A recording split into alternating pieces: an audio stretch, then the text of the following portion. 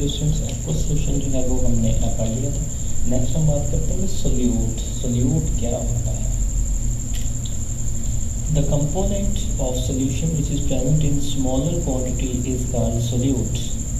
A solute is dissolved in a solvent to make a solution. For example, salt solution is made by dissolving salt in water. So in salt solution, salt is the solute and water is solvent. More than one solute may be present in a solution. For example, in soft drinks, water is a solvent while other substances like sugar, salts and carbon dioxide are solutes. Student solute क्या होता है? तो सबसे पहले तो ये जो है इसकी डेफिनेशन है,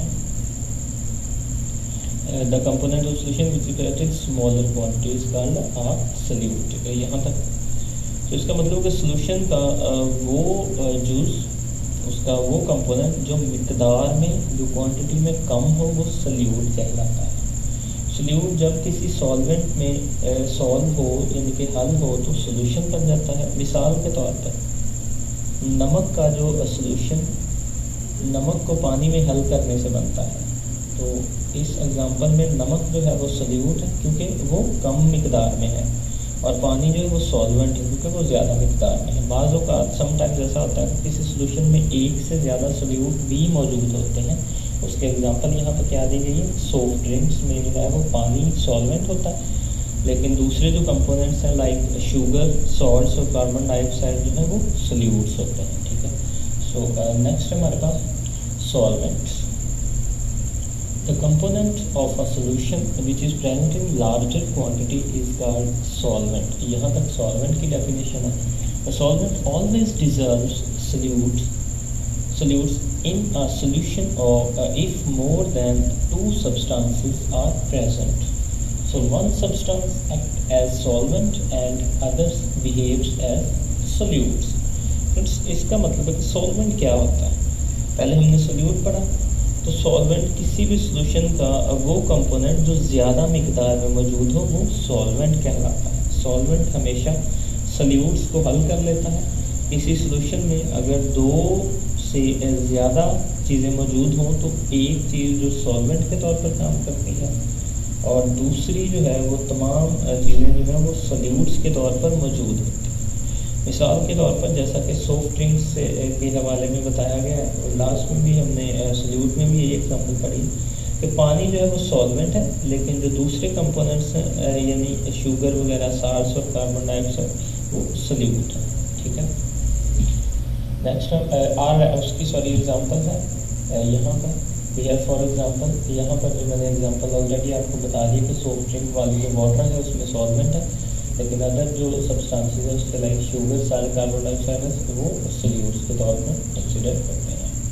तो अब हम बात करते हैं सैचुरेटेड सोल्यूशन की। When a small amount of a solute is added in a solvent, solute dissolves very easily in the solvent if the addition of solute is kept on. A stage is reached when the solvent cannot dissolve any more solute. At this stage, further added solute remains undissolved and it settles down at the bottom of the container. So example है इसकी solvent plus solute plus solvent। तो उसके बाद हमारे पास जो product आती है वो सोल्यूशन आती है। तो एक स्टेज पे हमने देखा कि वो अगर हम सोल्यूट ऐड करते जाते हैं तो वो डिज़ोल्व होती रहती है। एरो हेड में आप लोग रिवर्सिबल एरो हेड में आप लोग देख सकते हैं डिज़ोल्व, और नीचे जो है उसके क्रिस्टलाइज लिखा हुआ है। ठीक है। तो इसका मतलब है कि हम बात सैचुरेटेड सोल्यूशन की बात करें कि जब किसी सॉल्वेंट में सोल्यूट की थोड़ी सी मिकदार जो हल की जाए तो ये सोल्यूट जो है वो सॉल्वेंट में बड़ी आसानी से हल हो जाएगा। अगर इसमें मज़ीद सोल्यूट डाला जाए तो ये फिर भी हल हो जाएगा। अगर इसमें थोड़ा थोड़ा सोल्यूट और डालते रहें और हल करते रहें तो एक वक्त ऐसा आएगा जब मज़ीद सोल्यूट जो है वो हल नहीं होगा, और वो जिस बर्तन वगैरह में हम ये प्रोसेस कर रहे हैं तो उसके जो नीचे वाला हिस्सा है जिसको बॉटम कहते हैं उसमें क्रिस्टल्स की फॉर्म में बैठ जाएगा। ठीक है। तो ये सोल्यूट प्लस सॉल्वेंट के बाद जो है डिज़ोल्व और क्रिस्टलाइज, यही दो कंडीशन बताई गई हैं कि एक स्टेज ऐसी आती है कि जहाँ पर जो है वो डिज़ोल्व नहीं होता और वो क्रिस्टल्स की फॉर्म में बर्तन के जो नीचे बॉटम वाला जो पार्ट है वहाँ पर वो बैठ जाता है। ठीक है। So a solution containing maximum amount of a solute at a given temperature is called saturated solution. ये saturated solution की जो है वो definition है, ठीक है.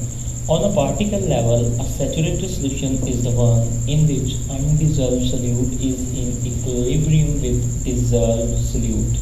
Solute which is in crystallized form will give us the solute in a dissolved form. At this stage, dynamic equilibrium is established, although dissolution and crystallization continues at a given temperature, but the net amount of dissolved solute remains constant. तो ये बड़ी important बात है.